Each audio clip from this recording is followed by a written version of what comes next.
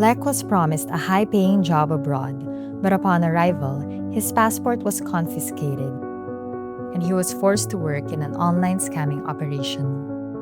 Under constant threat and surveillance, he was made to create fake profiles and deceive people into transferring money to the traffickers. Upon his escape, Lek feared punishment for his actions and was worried about reporting to the authorities. Trafficking in persons is a grave violation of human rights. It involves the exploitation of individuals through force, fraud, deception, or coercion or other tactics. Victims like Lek are made to participate in unlawful actions as a direct result of their trafficking. They may even be prosecuted as offenders if they are not properly identified and protected as victims. We must ensure that our responses to trafficking do not violate the rights of the persons affected. It is our responsibility to protect people who have been trafficked, not to punish them. The non-punishment principle invites states to consider not holding victims liable for unlawful acts committed by them if such acts are a direct result of their trafficking.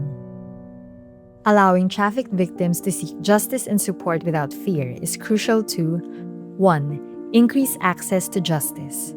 2. Encourage reporting. 3. Provide victims with protection and support. 4. Prevent further trauma and re-victimization. 5. Improve evidence to prosecute traffickers. Implementing the non-punishment principle involves several key steps including 1. Strengthening legislation to support criminal justice practitioners to apply the principle in practice. This may include amending laws to explicitly include non-punishment provisions.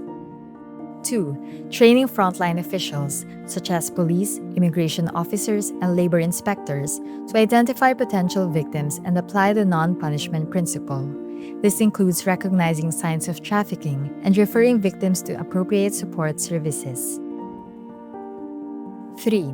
Ensuring that prosecutors and judges understand the opportunities they have to apply the non-punishment principle throughout the criminal justice system. Where victims of trafficking are treated as offenders, courts should prioritize restorative justice approaches, focusing on rehabilitation rather than punishment. ASEAN is committed to human rights-based and victim-centered responses to combat trafficking, as well as to bringing traffickers, not their victims, to justice. There are a number of tools in the ASEAN region to support practitioners to protect victims from punishment for the offenses relating to trafficking.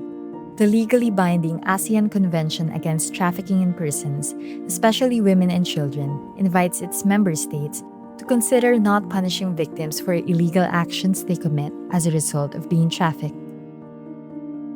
There are, of course, cases where victims of trafficking should be held to account for their illegal activities in cases where these crimes are not linked to their trafficking. The ASEAN Guideline on the Implementation of the Non-Punishment Principle for Protection of Victims of Trafficking in Persons provides practical steps for member states through 15 guidelines in applying the principle in developing legislation, identifying victims, administration of justice, sentencing, and monitoring and reporting on the application of the principle.